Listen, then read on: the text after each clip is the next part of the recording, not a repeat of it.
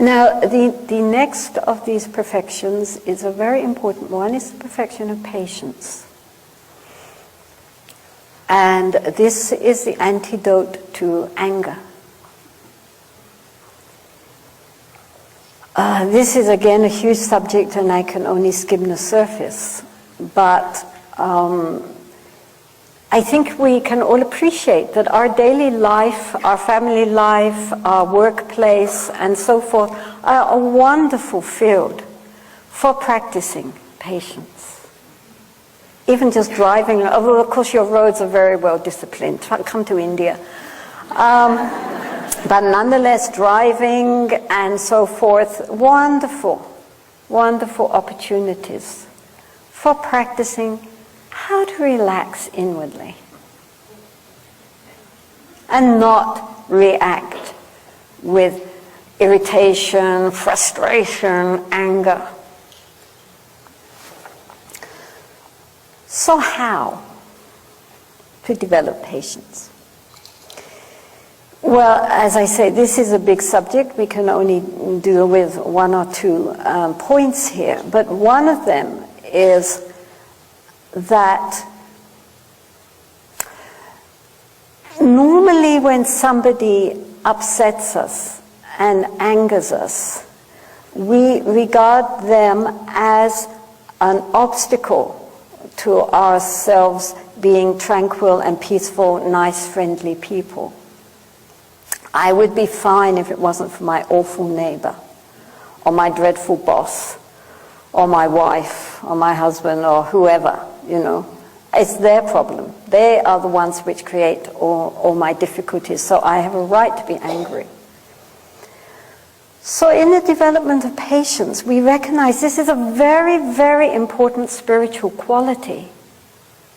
Not to react with anger in the face of something which we regard as being antagonistic. So as with any practice, as with any quality, we need to practice it, don't we? You know? So it's very easy to be loving and friendly and kind, surrounded by people who are loving and friendly and kind. I mean, for example, here everybody's so sweet and everybody's smiling and bending over backwards to be helpful and kind. And this is wonderful. But it can lull one into a false sense of complacency, that one, therefore, is also loving and friendly and kind under all circumstances, because one only meets with that. So, therefore, in order to really practice, we need people who are obnoxious.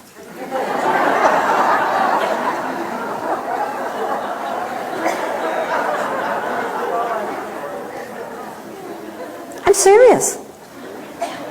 Shantideva, a great 8th century Pandit in India, he said that therefore we should regard our antagonist, our enemy, as our greatest spiritual friend. Because they're helping us to develop this very important quality without which we will not be able to attain to enlightenment. So instead of thinking that this person is a problem for us, we should be grateful. And so when somebody is very difficult for us and creates a lot of problems for us, instead of getting all riled up and angry and upset about it, we can think, oh, thank you. Oh, you're so awful. That's great.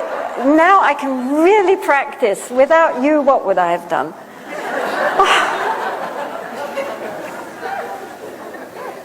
And then that transforms the whole situation. Now, of course, this does not mean that if we are in a heavily abusive situation, we just sit down and say, hit me harder.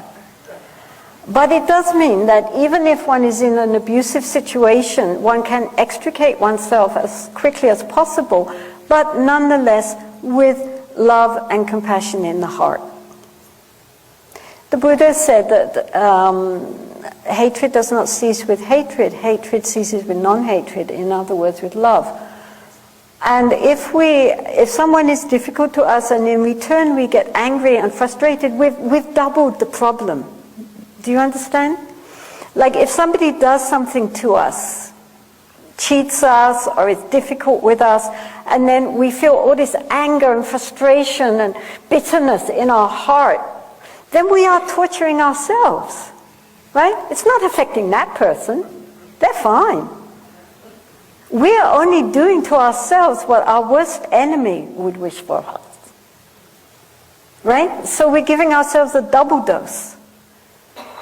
Whereas if we take that and transform it into an opportunity to develop and to go forward, then nothing can harm us.